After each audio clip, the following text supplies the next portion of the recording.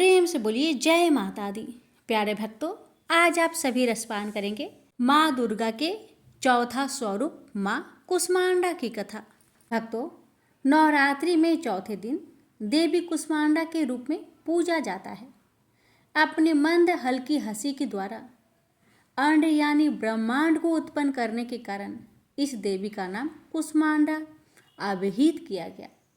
जब सृष्टि नहीं थी, चारों तरफ अंधकार ही अंधकार था, तब इसी देवी ने अपनी ईसत हास्य से ब्रह्मांड की रचना की थी।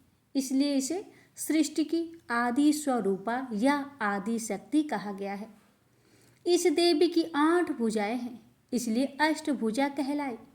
इनके 7 हाथों में क्रमशः कमंडल, धनुष बाण, कमल पुष्प, अमृत पूर्ण कलश, चक्र तथा गदा है।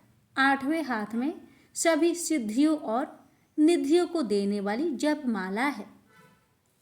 इस देवी का वाहन सिंह है और इन्हें कुम्हरे की बलि प्रिय है। संस्कृति में कुम्हरे को कुष्मांड कहते हैं, इसलिए इस देवी को कुष्मांडा कहा जाता है। सूर्य लोक में रहने की शक्ति क्षमता केवल इनमें ही है, इसलिए इनके शरीर की कांति और प्रभा सूर्य की भांति ही देवी प्रमाण है। इनके ही तेज से 10 दिशाएं आलोकित है। ब्रह्मांड की सभी वस्तुएं और प्राणियों में इन्हीं का तेज व्याप्त है। अचंचल और पवित्र मन से नवरात्रि के चौथे दिन इस देवी की पूजा आराधना करना चाहिए। इससे भक्तों के रोगों और शोकों का नाश होता है तथा उसे आयु, यश, बल और आरोग्य की प्राप्ति होती है। ये माता थोड़ी सी ही सेवा और भक्ति से प्रसन्न होकर भक्तों को आशीर्वाद देती है। जो भी भक्त श्रद्धा और भक्ति के साथ मन से इस माँ की पूजा करता है और इस कथा को श्रद्धापूर्वक पूरा सुनता है, उस भक्त को माता की कृपा से सुगमता से परम पद प्राप्त हो जाता है। विधि विधान से पूजा करने पर भक्त को कम समय में ही कृपा की सूक्ष्म भाव अनुभव होने लगता है। ये देवी आधियों व्याधियों से मुक्त करती है और उसे सुख, समृद्धि और उन्नति प्रदान करती है। अंततः इस देवी की उपासना में भक्तों को सदैव तत्पर रहना चाहिए। प्रेम से बोलिए जय माता दी। भक्तों, अब जानिए माँ कुष्मांडा के प्रिय भोग के बारे में।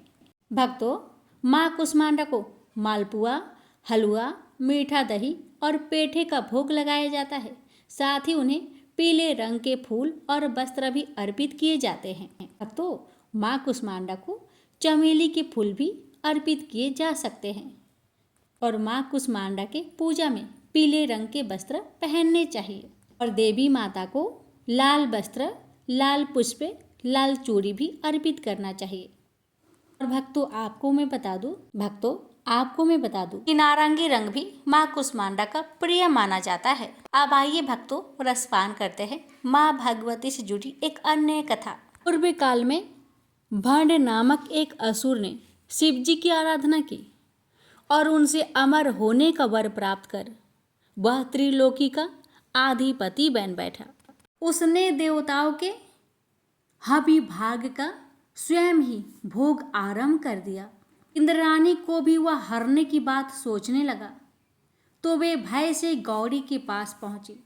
इधर भंड ने विशुक्र को पृथ्वी का और विशंग को पाताल का आधिपत्य सौंप दिया और स्वयं इंद्रासन पर आरूढ़ होकर इंद्रादि देवताओं को अपनी पालकी ढोने में नियुक्त किया। दयाबश शुक्राचार्य जी ने इंद्र आदि को इस दुर्गति से मुक्त कर दिया। भांडे दैत्य ने असुरों की मूल राजधानी सोनितपुर को मायासुर द्वारा स्वर्ग से भी सुंदर बनवाकर उसका नया नाम शून्यकपुर रखा और वही राज्य करने लगा। स्वर्ग को तो दैत्यराज भंड ने नष्ट कर ही डाला। दिक्पालों के स्थानों पर भी अपने दैत्यों को बैठा दिया। इस प्रकार 105 ब्रह्मांडों पर भंड ने आक्रमण किए और उन सबको अपने अधिकार में कर लिया। इसके पश्चात पुनः भंड दैत्य ने घोर तपस्या करके शिवजी से अमर तत्व का वरदान प्राप्त कर लिया। इंद्राणी ने गौड़ी का आश्रय लिया। यह जानकर वह कैलाश पहुंचा और गणेश जी की भर्त्सना कर उनसे इंद्राणी को अपने लिए मांगने लगा। गणेश जी बिगड़ कर प्रथम आदि गणों को साथ लेकर उससे युद्ध करने लगे। पुत्र को युद्ध में पराजित देखकर उनकी सहायता के लिए गौरी अपनी कोटि कोटि शक्तियों के साथ युद्ध स्थल में उतरी और दैत्य से युद्ध करने लगी। इधर गणेश जी की गदा के प्रहार से मूर्छित होकर पुनः प्राकृतिस्थ होते ही भंडासुर ने उन्हें अंकुश के आघात से मार गिराया। गौरी यह देखकर बहुत क्रोध हुई और हुक्कार से भंड को बांधकर जो ही मारने के लिए उद्धत हुई तो ही ब्रह्मा जी ने गौरी को शंकर के अमर तत्व वर का स्मरण दिलाया। विवश होकर गौरी ने उसे छोड़ दिया। इस प्रकार भंड दैत्य से त्रस्त हो उठने पर इंद्र आदि देवों ने गुरु की आज्ञा अनुसार हिमाचल में त्रिपुरा देवी के उद्देश्य से तांत्रिक महामाया आरंभ कर दिया। अंतिम दिन याग समाप्त कर जब देवगण भगवती जगदम्बा की स्तुति कर रहे थे तब उसी क्षण यज्ञ कुंड की ज्वाला के बीच से महाशब्द पूर्वक अत्यंत तेजस्विनी त्रिपुरांबा प्रादुर्भूत हुई। उस महाशब्द को सुनकर तथा लोकोत्तर प्रकाशपुंज को देखकर गुरु बृहस्पति को छोड़ सभी देव अंधे बहरे होकर मूर्छित हो गए। गुरु बृहस्पति तथा ब्रह्मा ने हर्षपूर्वक गदगद स्वर से देवी भगवती की स्तुति की। भगवती ने प्रसन्न होकर उनका अभिष्ट पूछा। उन्होंने भी भांडासुर की कथा सुनाकर उसके नाश की प्रार्थना की। माता ने उसे मारना स्वीकार किया और मूर्छित इंद्र आदि देवों को अपनी अमृतमयी कृपा दृष्टि से चैतन्य प्रदान किया तथा अपने दर्शन की योग्यता प्राप्त करने के लिए उन्हें विशेष रूप से तपस्या करने की आवश्यकता बतलाई। देवता लोग भी माता के आज्ञा अनुसार तपस्या में जुट गए। इधर भांडासुर ने देवों पर धावा बोल दिया। कोटि कोटि सैनिकों के साथ आते हुए भंड दैत्यों को देखकर देवों ने त्रिपुरांबा की प्रार्थना करते हुए अग्निकुंड में अपने शरीरों को होम देना शुरू कर दिया। त्रिपुरांबा की आज्ञा अनुसार ज्वाल मालिनी शक्ति ने देवगणों के चारों ओर ज्वाला मंडल प्रकट कर दिया। देवों की ज्वाला से भस्मीभूत समझकर भंड दैत्य सैनिकों के साथ वापस चला गया। दैत्य के जाने के बाद देवतागण अपने अभिष्टांगों की पूर्णहुति करने के लिए जो ही उद्धत हुए तो ही ज्वाला के मध्य से टंडित पुंज निभा त्रिपुरांबा आविर्भूत हुई। देवों ने जय घोष पूर्वक पूजन आदि द्वारा उन्हें संतुष्ट किया। देवों को अपना दर्शन सुलभ हो इसलिए देवी भगवती ने विश्वकर्मा के द्वारा सुमेरु श्रृंग पर निर्मित श्रीनगर में निवास करना स्वीकार किया। इसके बाद देवी भगवती देवों की प्रार्थना के अनुसार श्री चक्रात्मक रथ पर आरूढ़ होकर भंड दैत्यों को मारने के लिए प्रस्थान किया। दोनों के बीच भयानक युद्ध हुआ। देवी भगवती के कुमार श्री महागणपति तथा कुमारी बालांबा ने भी युद्ध में अत्यधिक पराक्रम दिखाया। देवी भगवती की मुख्य दो शक्तियाँ मंत्रिनी राजा मातंगेश्वरी और दंडिनी वाराही सहित अन्य अनेक शक्तियों ने अपने प्रबल पराक्रम द्वारा दैत्य सेना में खलबली मचा दी। अंत में बड़ी कठिनाई से जब देवी भगवती ने महाकामेश्वस्त्र चलाया तब सपरिवार भंड दैत्य का अंत हो गया। देवों का भय दूर हो गया और वे स्वर्ग में अपने अपने पदों पर पूर्वतः अधिष्ठित हो गए। दैत्य द्वारा आक्रांत 105 ब्राह्मणों में भी चैन की बंसी बजने लगी। प्रेम से बोलिए त्रिपुरा देवी की जय, भगवती माता की जय। देवी माता कथा कहने वाले और सुनने वाले भक्तों पर अपनी कृपा सदा बनाए रखे। भक्तों अब रसपान करें देवी महाभागवत पुराण की कथा। भक्तों, इस अध्याय में देवी महात्म्य का वर्णन है। देवी द्वारा त्रिदेवों को सृष्टि आदि के कार्यों में नियुक्त करना, आदि शक्ति का गंगा आदि 5 रूपों में विभक्त होना, ब्रह्मा जी के शरीर से मनु तथा शतरूपा का प्रादुर्भाव, दक्ष की कन्याओं से सृष्टि का विस्तार, आदि शक्ति द्वारा भगवान शंकर को भार्य रूप में प्राप्त होने का वर प्रदान करना है। श्री महादेव जी बोले, जो शुद्ध, स्वस्थ और मूल प्रकृति स्वरूपिणी जगदम्बा है, वे ही साक्षात पर ब्रह्मा है और वे ही हमारे देवता भी है। जिस प्रकार ये ब्रह्मा, ये विष्णु और स्वयं मैं शिव इस जगत की उत्पत्ति, पालन और संहार के कार्य में नियुक्त है, उसी प्रकार अनेक ब्रह्मांडों में निवास करने वाले करोड़ों प्राणियों के सृजन, पालन और संहार का विधान करने वाली वे महेश्वरी ही है। निराकार रहते हुए वे महादेवी अपनी लीला से देह धारण करती है। उन्हीं के द्वारा इस विश्व का सृजन किया जाता है, पालन किया जाता है और अंत में उन्हीं के द्वारा संहार किया जाता है। उनके द्वारा ही यह जगत मोहग्रस्त होता है।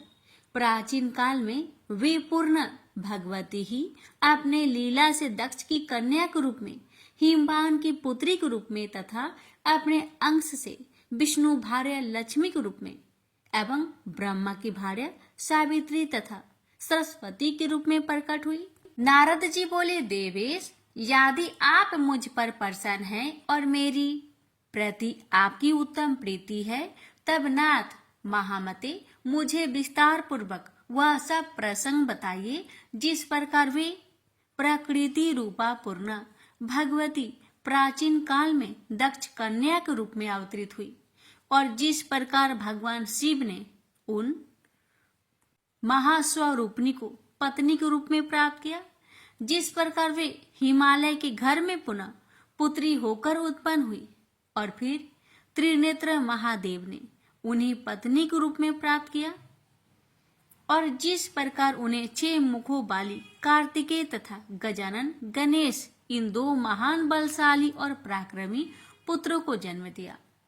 श्री महादेव जी बोले, पहले यह जगत सूर्य चंद्रमा तारों, दिन रात, अग्नि, दिशा, शब्द, स्पर्श आदि से तथा अन्य किसी प्रकार के तेज से रहित था।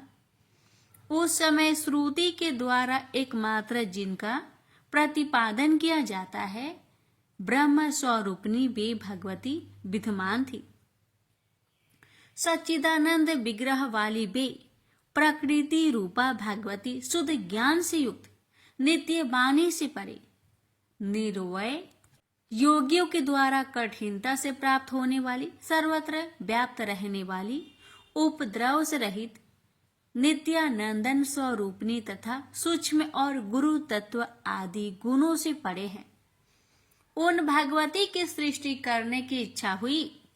उसी समय रूप रहित होते हुए भी प्रकृति स्वरूपिणी उन पारंबा ने अपनी इच्छा से शीघ्र ही प्रसन्नता पूर्वक रूप धारण कर लिया। उनका विग्रह निखरे हुए काजल के समान था, विकसित कमल के समान सुंदर मुख था, 4 भुजाएं थी, नेत्र लाल वर्ण के थे, बाल खुले हुए थे और दिशा रूपी वस्त्र से सुशोभित, स्थूल तथा उन्नत स्तनधारिणी ज्योतिर्मयी वे सिंह की पीठ पर विराजमान थी। तदंतर उन्होंने अपनी इच्छा से अपने रजस, सत्व और तमोगुण द्वारा शीघ्र ही चैतन्य रहित एक पुरुष की सृष्टि की। सत्व आदि तीनों गुणों से युक्त उस उत्पन्न पुरुष को देखकर भगवती ने स्वेच्छा से उस पुरुष में सृष्टि करने की अपनी इच्छा का समावेश किया। यह देखकर वह शक्तिमान पुत्र तीनों गुणों के आश्रय से ब्रह्मा, विष्णु और शिव नाम वाले 3 पुरुषों के रूप में प्रकट हो गए। इस पर भी सृष्टि नहीं हो रही, ऐसा देखकर उन भगवती ने उस पुरुष को जीवात्मा और परमात्मा इन 2 रूपों में विभक्त कर दिया। इसके बाद वे प्रकृति अपनी इच्छा से स्वयं अपने को भी 3 भागों में विभक्त कर माया, विद्या और परमा इन तीनों रूप में प्रकट हो गए। प्राणियों को विमोहित करने वाली जो शक्ति है वही माया है और संसार को संचालित करने वाली तथा प्राणियों में संपदन आदि का संचार करने वाली जो शक्ति है वही परमा कही गई है, वही तत्व ज्ञानमयी तथा संसार से मुक्ति दिलाने वाली भी है। माया के वशीभूत जीव जब उस परमा शक्ति की उपेक्षा करने लग गया, तब मुने मोहात्मिका उस माया का आश्रय ग्रहण करने वाले वे पुरुष भी विषयों के प्रति आसक्त होने लगे। मुनिश्रेष्ठ, उस समय वे उस माया के प्रभाव से अत्यंत प्रमाद हो गए। तीसरी जो परा विद्या है, वह स्वयं गंगा, दुर्गा, सावित्री, लक्ष्मी और सरस्वती इन पांचों रूपों में विभक्त हो गई। उन साक्षात जगत पालिनी पूर्ण प्रकृति ने सृष्टि कार्य में ब्रह्मा, विष्णु तथा शिव को अलग अलग नियुक्त करके कहा, मैंने सृष्टि के निमित्त ही आप लोगों को अपनी इच्छा से उत्पन्न किया है। अतएव महाभाग, आप लोग वैसा ही कीजिए जैसी मेरी इच्छा है। ब्रह्मा अनेक प्रकार के विचित्र तथा असंख्य अस्थवर और जंगम प्राणियों की निर्बंध भाव से उत्पत्ति करे। विशाल भुजाओं वाले और बलशालियों में श्रेष्ठ विष्णु जगत को क्षुब्ध करने वाले दुष्टों का संहार करते हुए सृष्टि का पालन करे, और अंत में जब मेरी नाश करने की इच्छा होगी, तब तमोगुण युक्त शिव संपूर्ण जगत का नाश करेंगे। आप तीनों पुरुषों को सृष्टि आदि तीनों कार्यों में एक दूसरे की सहायता भी अवश्य करनी चाहिए। मैं सावित्री आदि 5 श्रेष्ठ देवियों के रूपों में विभक्त होकर आप लोगों की पत्नियां बनकर स्वेच्छा पूर्वक विहार करूंगी और सभी प्राणियों में नारी रूप धारण कर शंभु के सहयोग द्वारा स्वेच्छा से सभी प्राणियों को जन्म दूंगी। ब्राह्मण, अब आप मेरी आज्ञा से मानुषी सृष्टि कीजिए, नहीं तो इस सृष्टि का विस्तार नहीं हो पाएगा। ब्रह्मा आदि से ऐसा कहकर वे प्रकृति स्वरूपनी परात्पर महाविद्या उनके देखते ही देखते अंतर्ध्यान हो गई, और उनका यह वचन सुनकर ब्रह्मा जी ने सृष्टि कार्य आरंभ कर दिए। इधर भगवान महेश्वर उन पूर्ण प्रकृति को पत्नी रूप में प्राप्त करने के लिए संचित होकर भक्ति पूर्वक तप के द्वारा आराधना करने लगे। अपने ज्ञान नेत्र से महेश्वर को ऐसा करते देखकर वे परम पुरुष विष्णु भी उन्हीं को प्राप्त करने के निमित्त तपस्या करने के लिए बैठ गए। यह सब जानकर भगवान ब्रह्मा भी सृष्टि करना छोड़कर उसी अभिलाषा के साथ तपस्या हेतु निश्चल होकर बैठ गए। इस प्रकार आराधना रत उन तीनों के तप की परीक्षा करने के लिए स्वयं प्रकृति ब्रह्मांड को क्षुब्ध करने वाला भयंकर रूप धारण कर उनके पास आई। उन्हें देखकर ब्रह्मा जी भयाक्रांत हो गए और उन्होंने अपना मुख फेर लिया। वे उनके सम्मुख पुनः गई, तब भी ब्रह्मा जी विमुख हो गए। इस प्रकार वे चारों दिशाओं में कर्म से 4 बार गई। इससे अत्यंत डरे हुए वे ब्रह्मा जी 4 मुख वाले हो गए और भय से संत्रस्त होकर वे तपस्या छोड़कर उसी समय वहां से भाग गए। इसके बाद महान भय उत्पन्न करने वाली वे प्रकृति वहां पर शीघ्र पहुंची, जहां परम पुरुष विष्णु एकाग्रचित होकर तप कर रहे थे। उन्हें देखकर 1000 सिर, 1000 नेत्र तथा 1000 पैरों वाले वे विष्णु भी उस समय भयभीत हो गए और तपस्या छोड़कर आंखें बंद किए हुए जल के अंदर प्रविष्ट हो गए। इस प्रकार उन दोनों की तपस्या भंग हो जाने पर भीषण रूप वाली वे प्रकृति महेश के पास गई, किंतु वे किसी भी तरह उनका ध्यान भंग करने में समर्थ न हो सकी। अपने विज्ञान विशेष से भगवान शिव भयंकर रूप वाली देवी प्रकृति की परीक्षा के लिए आई हुई जानकर समाधि में ही बैठे रहे। उससे अत्यंत प्रसन्न हुए। प्रकृति स्वरूपिणी श्रेष्ठ भगवती जो गंगा स्वरूप से स्वर्ग में स्थित है, भगवान शिव को देवी पूर्णा के स्वरूप में प्राप्त हुई। उन्होंने अपनी पूर्व प्रतिज्ञा के अनुसार अपने अंश से सावित्री होकर पति रूप में ब्रह्मा जी को प्राप्त किया। महामते, इसी प्रकार उन्होंने अपने ही अंश से लक्ष्मी होकर विष्णु को पति रूप में प्राप्त किया और अपने ही अंश से सरस्वती के भी रूप में वे भगवती प्रतिष्ठित हुई। इसके बाद महामते समाधि भंग हो जाने के अंतराल उन लोक पितामह ब्रह्मा ने पृथ्वी आदि महाभूतों तथा अन्य तत्वों की उत्पत्ति करके मरीच, आत्री, पुलक, क्रतु, अंगिरा, प्रचेता, वशिष्ठ, नारद, भृगु और पुलस्त्य इन 10 मानस पुत्रों का सृजन किया। महामते ये सभी 10 पुत्र समान गुण प्रभाव वाले थे। इसके बाद उन्होंने दक्ष आदि प्रमुख प्रजापतियों तथा मनुष्यों की उत्पत्ति की। तदंतर उन्होंने मानसी पुत्री संध्या और मनोभव कामदेव को उत्पन्न किया तथा पुनः स्वर्ग, मृत्युलोक एवं पाताल लोक में स्त्री पुरुषों को विमोहित करने के लिए काम रूप उस पुरुष को स्वयं नियुक्त कर दिया। प्रजापति ब्रह्मा ने सभी प्राणियों में विमोह उत्पन्न करने के उद्देश्य से उन्हें पुष्पमयी धनुष तथा पुष्पमयी 5 बाण प्रदान किए। तत्पश्चात ब्रह्मा जी ने अपने उत्तम शरीर को 2 भागों में विभक्त किया। उनके शरीर के बाएं आधे भाग से शतरूपा नामक सुंदर रूप वाली स्त्री उत्पन्न हुई और दाएं आधे भाग से स्वयंभू नाम वाली मनु उत्पन्न हुए। उन्होंने कामदेव के 5 पुष्प बाणों से आहत मनोहर मुस्कान युक्त उस सुंदर अंगों वाली शतरूपा को भार्य के रूप में ग्रहण किया। मुने तत्पश्चात उन स्वयंभू मनु ने उस शतरूपा से 3 कन्याएं तथा 2 पुत्र उत्पन्न किए। देवऋषिवर वे आकुति, देवहूति और प्रस्तुति नाम की कन्याएं थी तथा प्रियव्रत और उत्तानपाद नाम के पुत्र थे। उन्होंने आकुति नामक अपनी पुत्री रुचि प्रजापति को, मध्यमा पुत्री देवहूति ऋषि कदर्म को तथा सुंदर रूप वाली तीसरी पुत्री प्रस्तुति दक्ष प्रजापति को समर्पित कर दी। कदर्म ने देवहूति से अरुंधति आदि 9 पुत्रियां की। वे पुत्रियां वशिष्ठ आदि ऋषियों की भार्या हुई।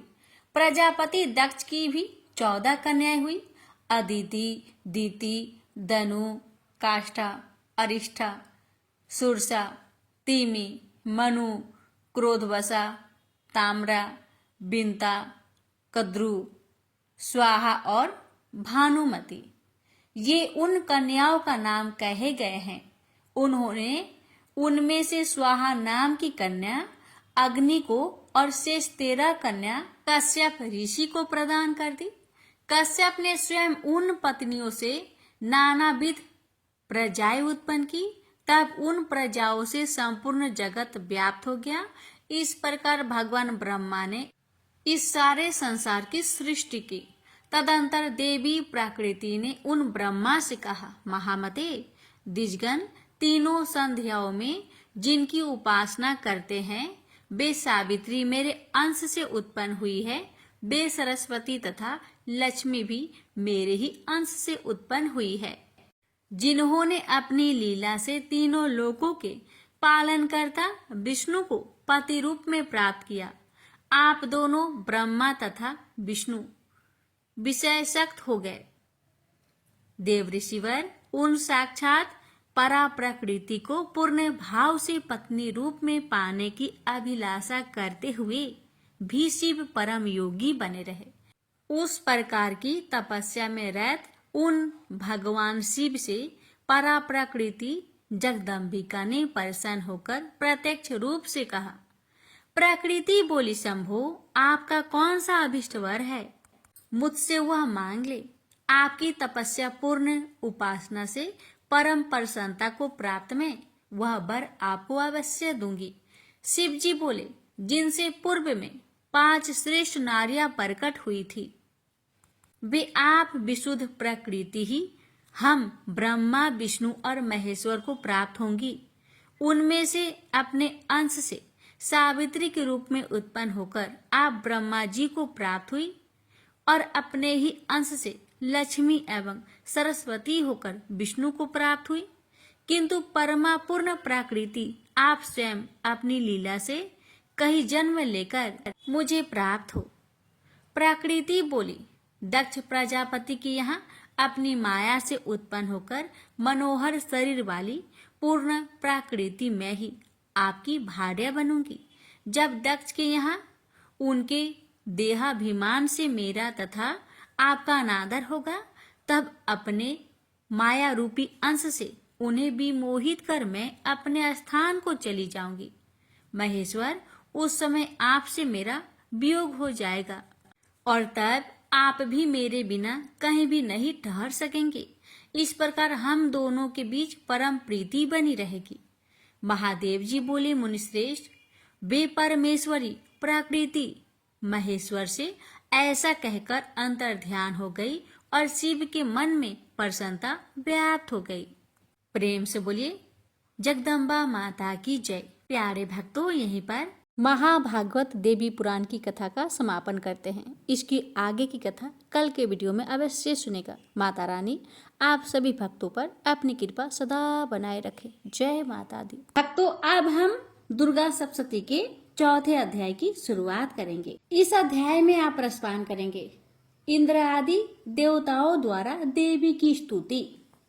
महर्षि मेधा बोले, देवी ने जब पराक्रमी दुरात्मा महिषासुर को मार गिराया और असुरों की सेना को मार दिया, तब इंद्र आदि समस्त देवता अपने सिर तथा शरीर को झुकाकर भगवती की स्तुति करने लगे।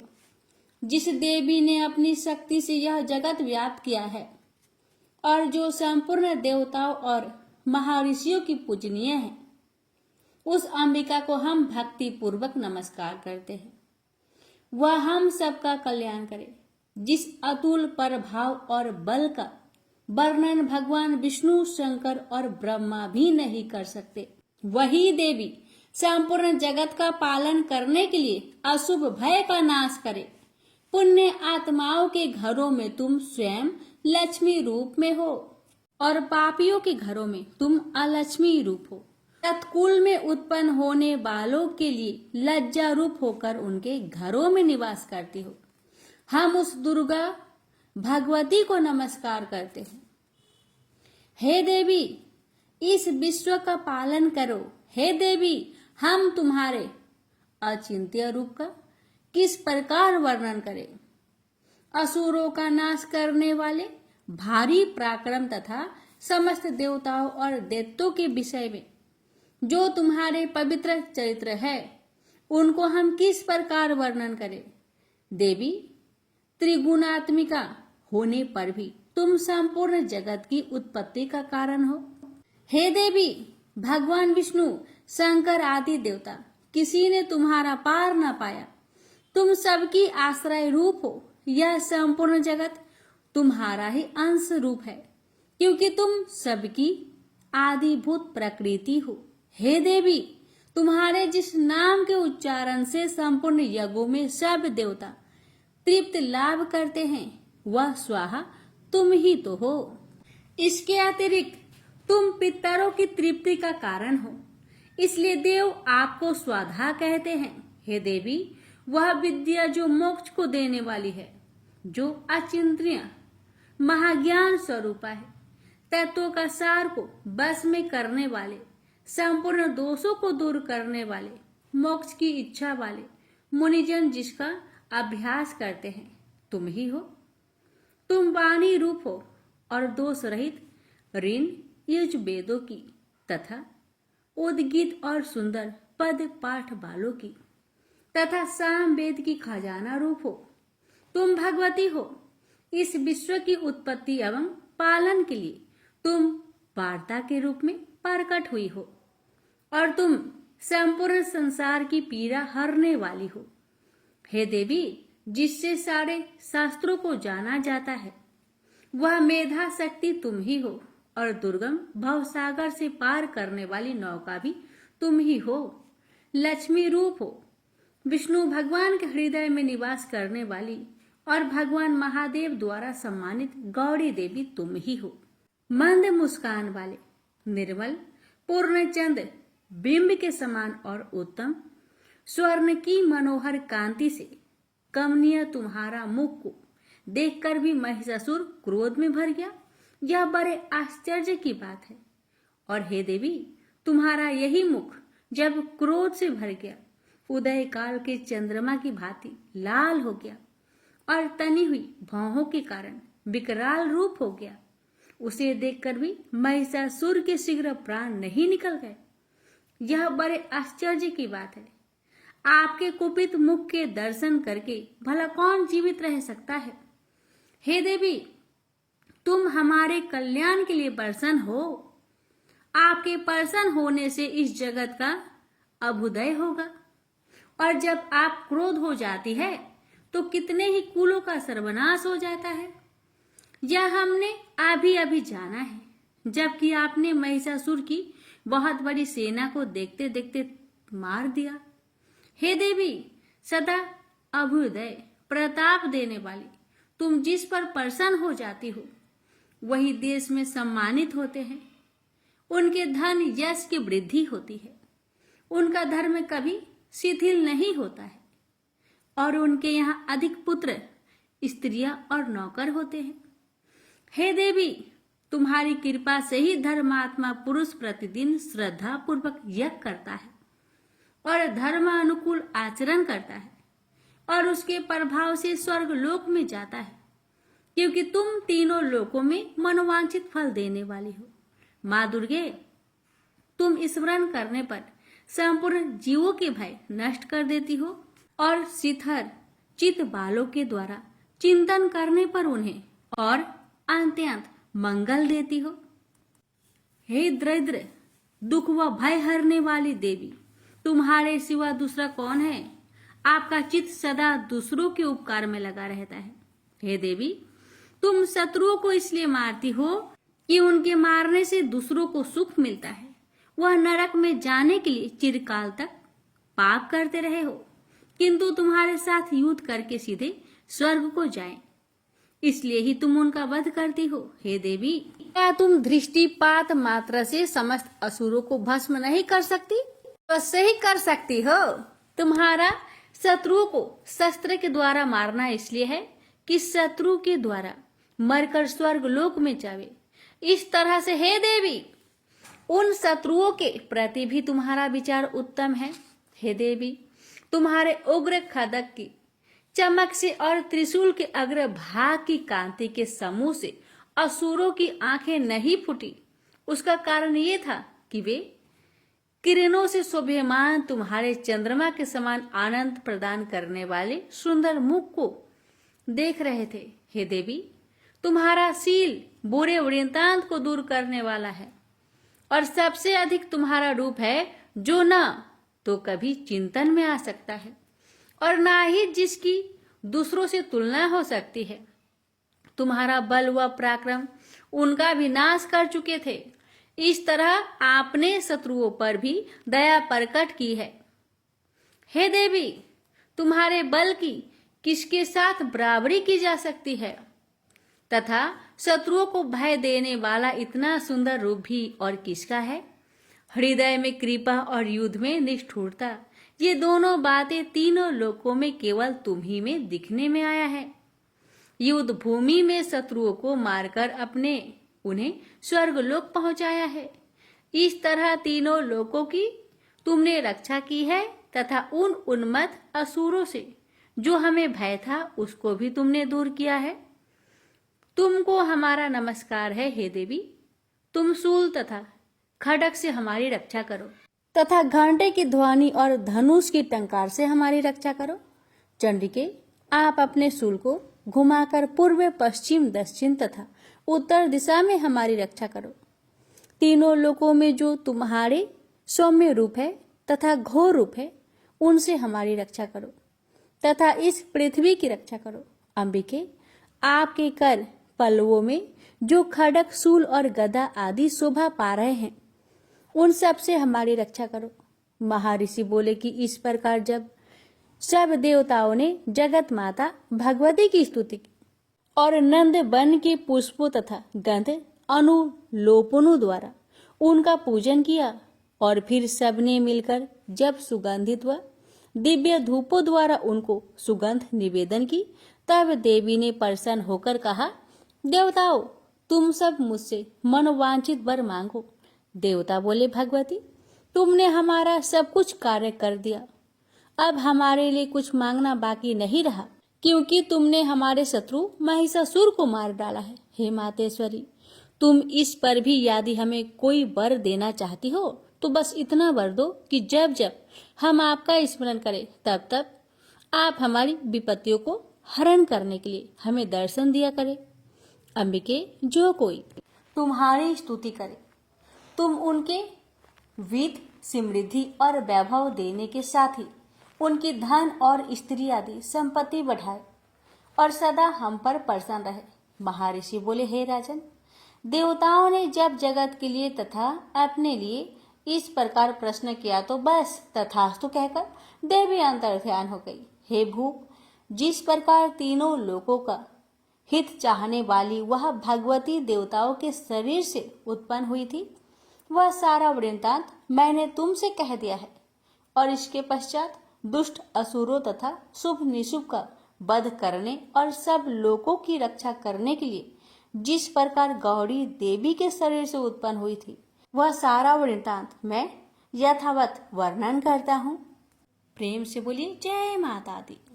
प्यारे भक्तों, अब हम अगला अध्याय कल के वीडियो में सुनेंगे। माता रानी की कृपा आप सभी पर सदा सर्वदा बनी रहे। जय माता दी। हूँ देवी कवच यानी दुर्गा कवच पाठ। पौराणिक मान्यता है कि मंत्रों में बहुत शक्ति होती है। अगर इस मंत्रों को सही से पढ़ा जाए तो प्रतिकूल कंपन को अधिक सकारात्मक और आकर्षक कंपन में बदलने की क्षमता होती है। अगर आप अपने चारों ओर फैली नकारात्मकता से परेशान हैं और आपको कोई रास्ता नहीं दिखाई पड़ रहा, तो आपको दुर्गा कवच का पाठ करना चाहिए। ऐसा कहा जाता है कि वह व्यक्ति जो ईमानदारी से भक्ति और सही उच्चारण के साथ नियमित रूप से दुर्गा कवच को पढ़ता या सुनता है, वह सभी बुराइयों से संरक्षित रहता है। 18 प्रमुख पुराणों में से एक मार्कंडेय पुराण के अंदर दुर्गा कवच, देवी कवच के श्लोकों का उल्लेख है। दुर्गा कवच दुर्गा सप्तशती का एक आदित्य स्रोत है। दुर्गा कवच को भगवान ब्रह्मा ने ऋषि मार्कंडेय को सुनाया और इसमें 47 श्लोक शामिल है। इसके बाद 9 श्लोकों में फल श्रुति लिखित है। फल श्रुति का अर्थ होता है कि मंत्रों को सुनने या पढ़ने से क्या फल प्राप्त होता है। दुर्गा कवच का महत्व। दुर्गा कवच में भगवान ब्रह्मा जी ने देवी पार्वती माँ की 9 अलग अलग देवीय रूपों के बारे में बताया है। भगवान ब्रह्मा हर किसी को देवी कवच को पढ़ने या सुनने के लिए देवी माँ का आशीर्वाद मांगने के लिए अनुरोध करते हैं। जो भी इस कवच का नित्य पाठ करता या सुनता है, वह माँ दुर्गा से विशेष आशीर्वाद प्राप्त करता है। नकारात्मकता को खत्म करने के लिए एक शक्तिशाली मंत्रों का संग्रह देवी कवच के रूप में विद्यमान है। यह जातक को किसी भी बुरी आत्माओं से बचाने के लिए एक कवच के लिए रूप में कार्य करता है। भक्तों, अब जानते हैं दुर्गा कवच का पाठ कैसे करें। दुर्गा कवच का पाठ दुर्गा सप्तशती के आरंभ में और दुर्गा सप्तशती पाठ के बाद में करना चाहिए। दुर्गा कवच का पाठ करने से पहले स्नान करके स्वच्छ वस्त्र धारण कर ले। इसके बाद माँ का ध्यान करे और घी का दीप जलाए। दुर्गा कवच का पाठ शुरू करने से पहले अपने मन से सभी दुर्भावनाओं को दूर कर दे और सिर्फ माँ की भक्ति के बारे में विचार करे। माँ को पुष्प अर्पित करने के बाद फल मिष्ठान का भोग लगाए और दुर्गा कवच का पाठ शुरू करे। दुर्गा कवच का पाठ करने के लाभ। दुर्गा कवच का पाठ करने से जातक के मन और उसके आसपास से नकारात्मक ऊर्जाओं का नाश होता है। दुर्गा कवच का पाठ करने से जातक को प्रेत बाधा जैसी समस्याओं से जल्दी मुक्ति मिल जाती है।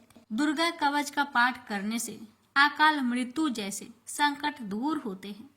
दुर्गा कवच का पाठ करने से बड़े से बड़े संकट का निवारण होता है। दुर्गा कवच का पाठ करने से असाध्य रोगों से मुक्ति मिलती है। इतना ही नहीं, दुर्गा कवच का पाठ से न्यायालय से जुड़ी मामलों में जीत हासिल होती है। भक्तों, इस पावन दुर्गा कवच का पाठ करने से इतना ही नहीं, शत्रुओं में भी विजय हासिल होती है। अब जानिए दुर्गा कवच पाठ करने के कुछ नियम। दुर्गा कवच करते समय शब्दों के उच्चारण का विशेष ध्यान देना चाहिए। अगर आप संस्कृत में पाठ नहीं कर पा रहे तो हिंदी में पाठ करें, लेकिन गलत उच्चारण में इसका पाठ कभी न करें। दुर्गा कवच का पाठ करते समय प्याज, लहसुन, तंबाकू, मांस, मदिरा और किसी भी प्रकार के तामसिक भोजन को न ग्रहण करें। दुर्गा कवच का पाठ करते समय पूर्ण ब्रह्मचर्य का पालन करना चाहिए। दुर्गा कवच का पाठ करते समय मन में कोई भी छल कपट, लोभ, लालच को नहीं रखना चाहिए और सच्चे मन से माँ की आराधना करनी चाहिए। दुर्गा कवच का पाठ करते समय स्वच्छ और सुगंधित वातावरण होना चाहिए। आसपास गंदगी ना हो, इसका विशेष ध्यान देना चाहिए। आइए रसपान करते हैं श्री दुर्गा कवच पाठ। प्रारंभ है। महर्षि मार्कंडेय बोले, हे पितामह, संसार में जो गुप्त हो और मनुष्यों की सब प्रकार से रक्षा करता हो और जो आपने किसी को आज तक न बताया हो, वह कवच मुझे बताइए। श्री ब्रह्मा जी कहने लगे, अत्यंत गुप्त व सब प्राणियों की भलाई करने वाला कवच मुझसे सुनो। प्रथम शैलपुत्री, दूसरी ब्रह्मचारिणी, तीसरी चंद्रघंटा, चौथी कुष्मांडा, पांचवी स्कंद माता, छठी कात्यायनी, सातवीं कालरात्रि, आठवीं महागौरी, नौवीं सिद्धिदात्री। यह देवी की 9 मूर्तियां हैं और यह 9 दुर्गा कहलाती है। आग में जलता हुआ रण में शत्रु से घेरा हुआ, विषम संकट में फंसा हुआ मनुष्य आदि दुर्गा के नाम का स्मरण करे तो उनको कभी भी कोई हानि नहीं होती।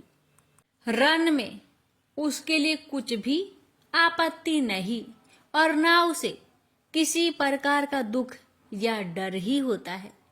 हे देवी, जिसने श्रद्धा पूर्वक तुम्हारा स्मरण किया है उसकी वृद्धि होती है और जो तुम्हारा चिंतन करते हैं उनकी तुम निस्संदेह रक्षा करने वाली हो। चामुंडा प्रेत पर, वारही भैंसे पर, ऐन्द्री हाथी पर, वैष्णवी गरुड़ पर आसन जमाती है। हे महेश्वरी, बैल पर, कौमारी मोर पर और हाथ में कमल लिए हुए विष्णु प्रिया लक्ष्मी जी की कमल के आसन पर विराजती है।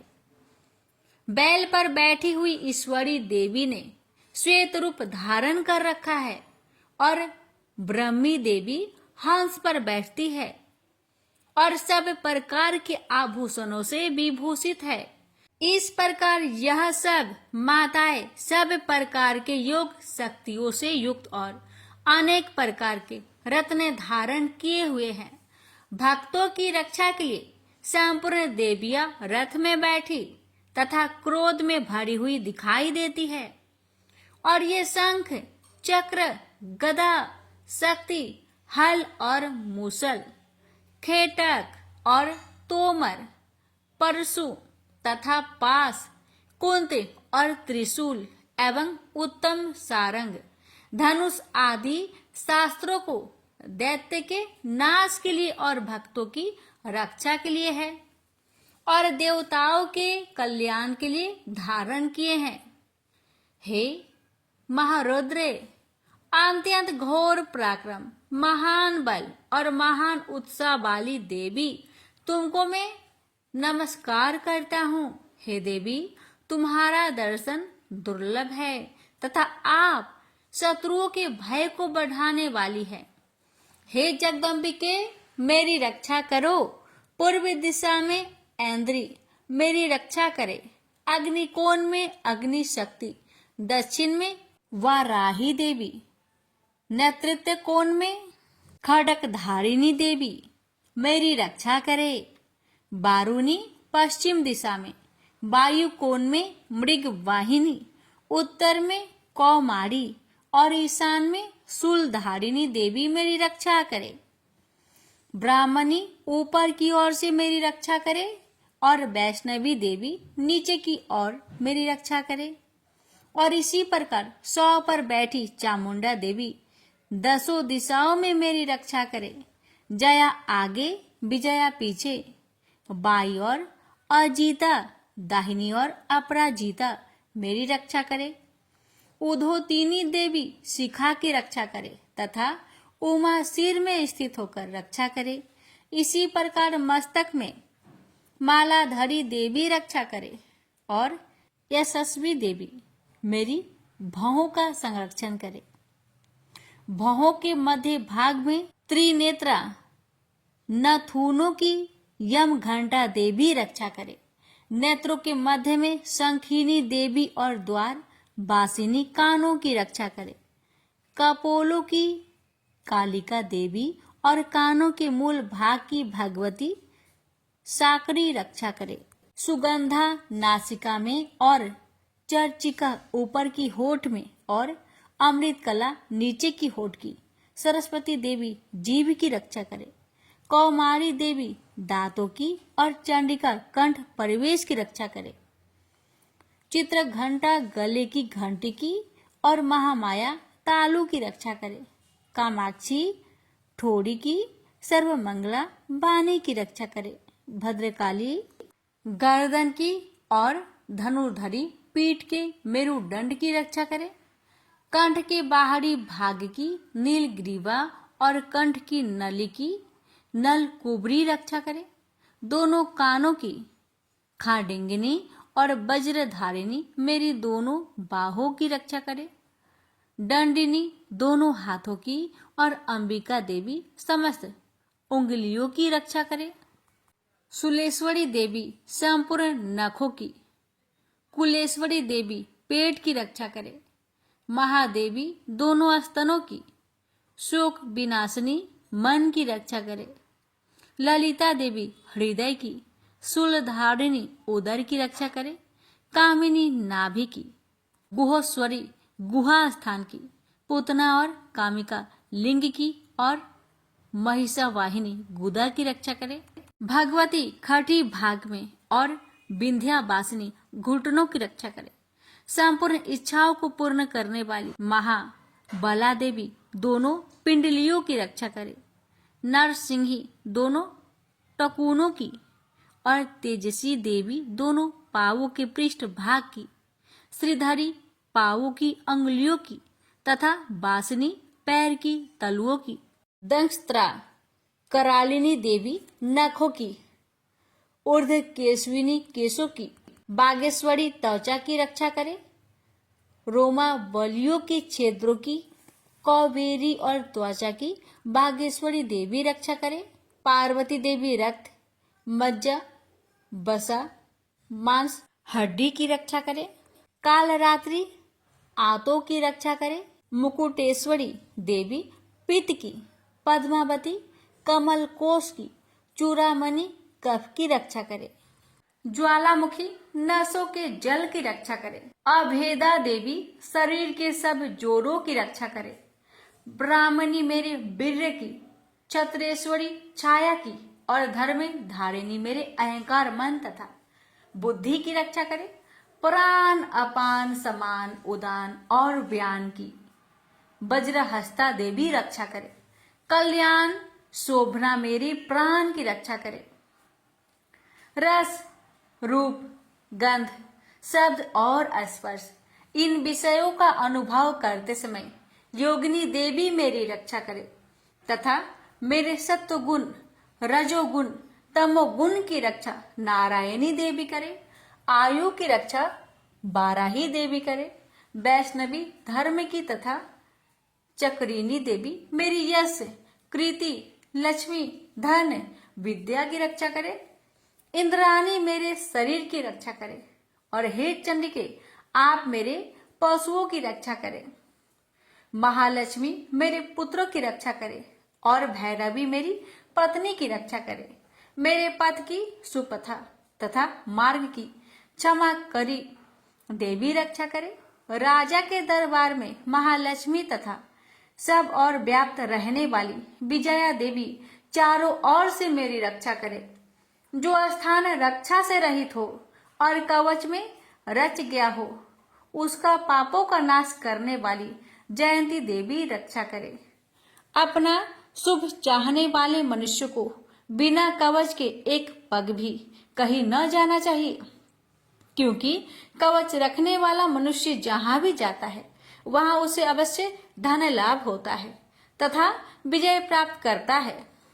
अभीष्ट वस्तु की इच्छा करता है, वह उसको इस कवच के प्रभाव से अवश्य मिलती है और वह इसी संसार में महा ऐश्वर्य को प्राप्त होता है।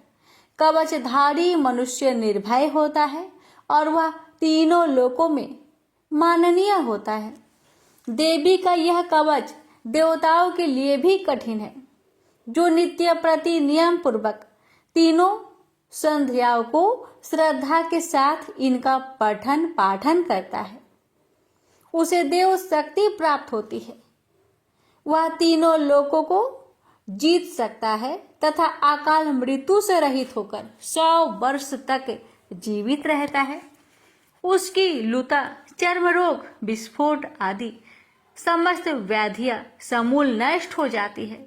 वह अस्थावर, जंगम तथा कृत्रिम विष दूर होकर उनका कोई असर नहीं होता है तथा समस्त अभिचारक प्रयोग और इस तरह के जितने मंत्र तंत्र इत्यादि होते हैं, इस कवच के हृदय में धारण कर लेने पर नष्ट हो जाते हैं।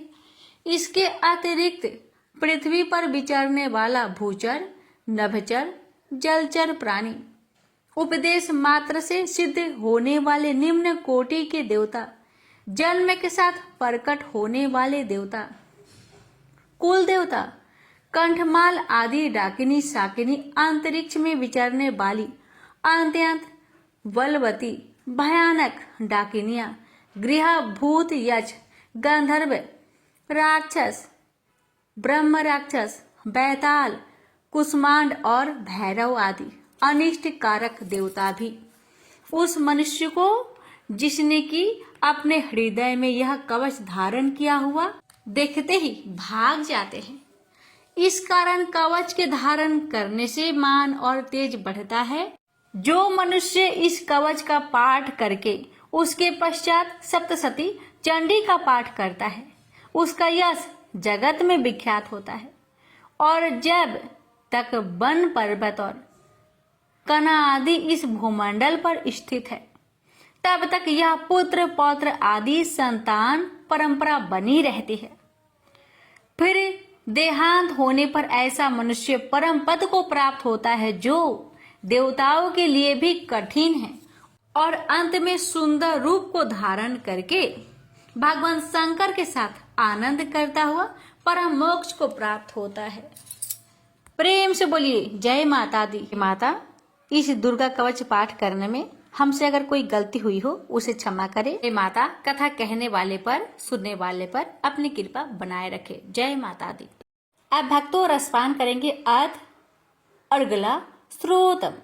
मार्कंडेय जी कहते हैं, जयंती मंगला काली, भद्र काली, कपालिनी, दुर्गा, क्षमा शिवा, धात्री, स्वाहा और स्वधा, इन नामों से प्रसिद्ध देवी, तुम्हें मैं नमस्कार करता हूँ। हे देवी, तुम्हारी जय हो।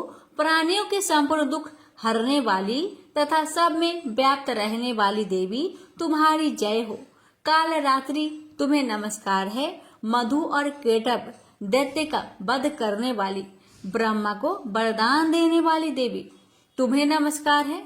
तुम मुझे रूप दो, जय दो, यश दो और काम क्रोध आदि शत्रुओं का नाश करो। महिषासुर का नाश करने वाली तथा भक्तों को सुख देने वाली देवी, तुम्हें नमस्कार है। तुम मुझे सुंदर स्वरूप दो, विजय दो और मेरे शत्रुओं को नष्ट करो। हे रक्त बीज का वध करने वाली, हे चंड मुंड को नाश करने वाली, तुम मुझे रूप दो, जय दो, यश दो और काम क्रोध आदि शत्रुओं का नाश करो। हे शुभ, निशुभ और धूम्राक्ष राक्षस का मर्दन करने वाली देवी, मुझको स्वरूप दो, विजय दो और मेरे शत्रुओं का नाश करो। हे पूजित चरण युगल वाली देवी, हे संपूर्ण सौभाग्य प्रदान करने वाली देवी, तुम रूप दो, जय दो, यश दो और काम क्रोध आदि शत्रुओं का नाश करो। हे देवी, तुम्हारे रूप और चरित्र अमित है, तुम सब शत्रुओं का नाश करने वाली हो। मुझे रूप, जय, यश दो और काम क्रोध आदि शत्रुओं का नाश करो। पाप को दूर करने वाली चंडिके, इस संसार में जो भक्ति से तुम्हारा पूजन करते हैं उनको तुम रूप तथा विजय और यश दो तथा उनके शत्रुओं का नाश करो। रोगों का नाश करने वाली चंडिके, जो भक्ति पूर्वक तुम्हारी पूजा करते हैं उन्हें रूप दो, यश दो और उनके काम क्रोध आदि शत्रुओं का नाश करो।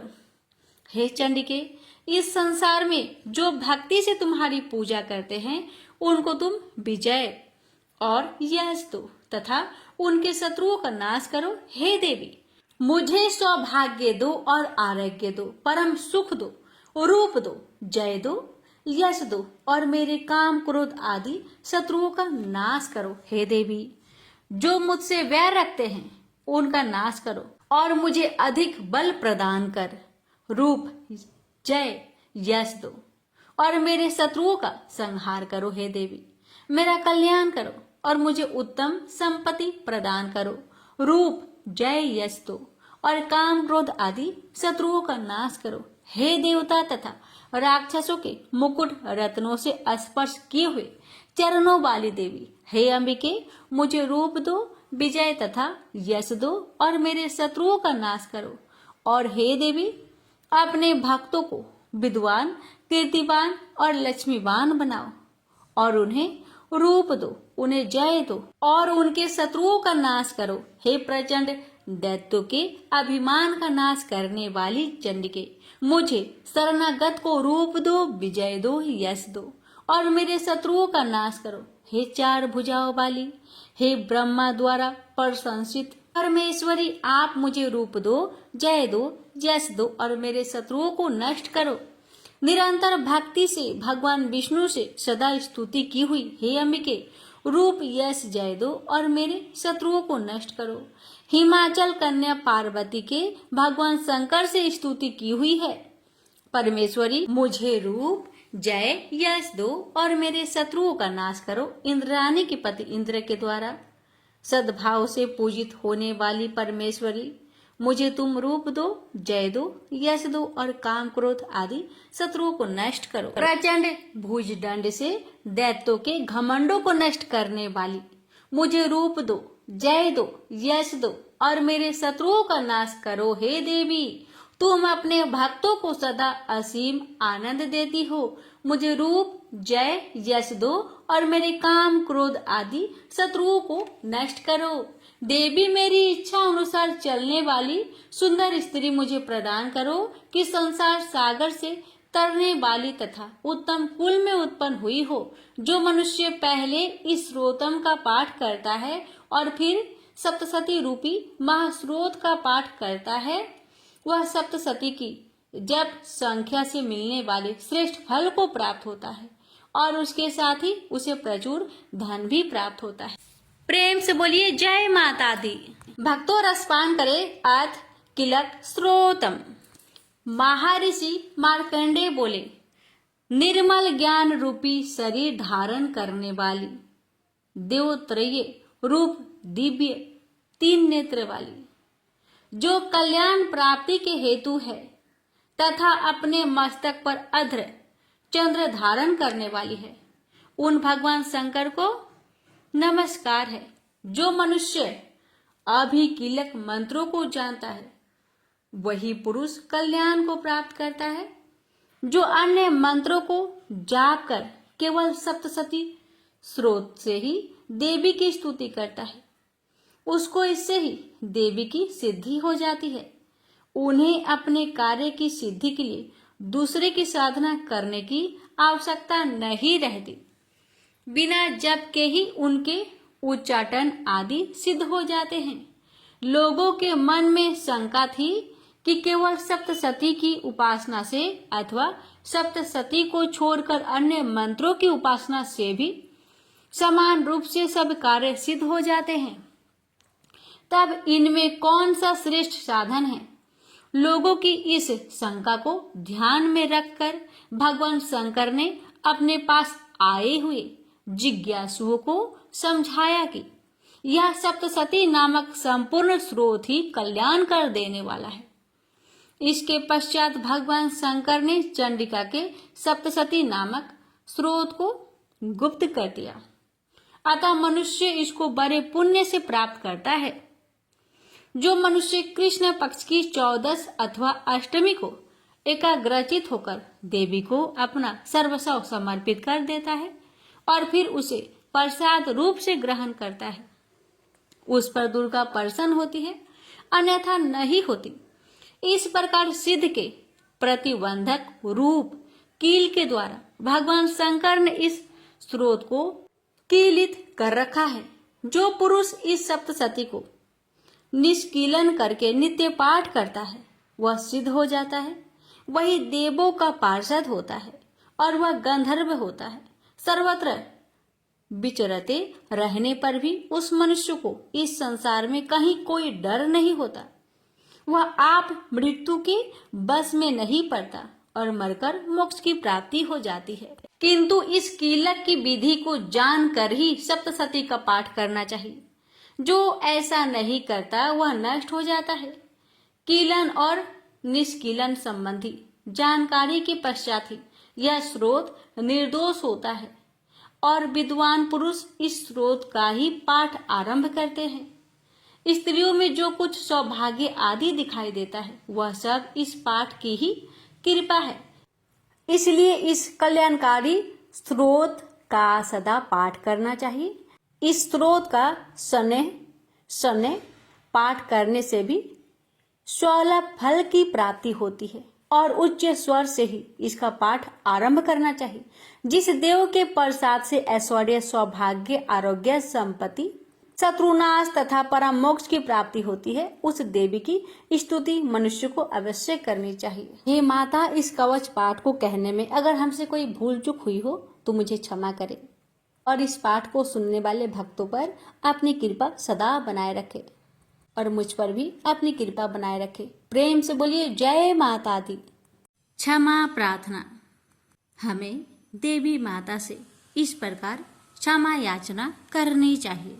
हे परमेश्वरी, मेरे द्वारा रात दिन बहुत से अपराध होते रहते हैं। मुझे अपना दास समझकर मेरे उन अपराधों को आप कृपा पूर्वक क्षमा करिए। परमेश्वरी, मैं आह्वान करना नहीं जानती, विसर्जन करना नहीं जानती तथा पूजा करने का ढंग भी नहीं जानती। हे माँ, मुझे क्षमा करिए। देवी सुरेश्वरी, मैंने जो मंत्रहीन ना मंत्रों को मैं जानती हूँ, क्रियाहीन ना क्रियाओं को जानती हूँ और भक्तिहीन ना भक्ति के प्रकार जानती हूँ।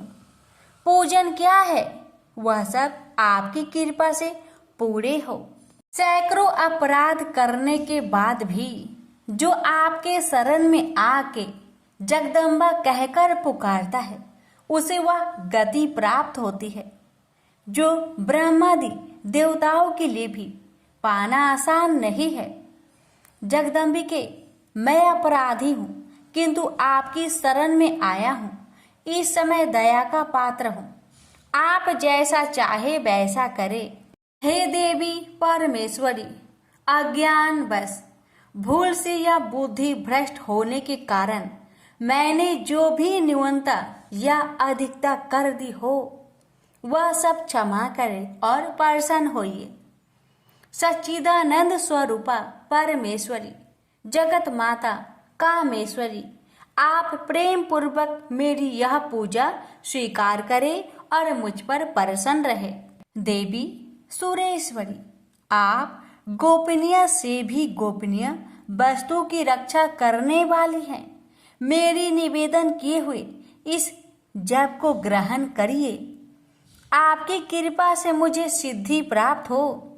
इस प्रकार क्षमा प्रार्थना मंत्र के पाठ से दुर्गा माता आपके जाने अनजाने में हुए सारे अपराधों को क्षमा करेंगी और उनकी कृपा सदैव आपके ऊपर बनी रहेगी। तो प्रेम से बोलिए जगदम्बा माता की जय।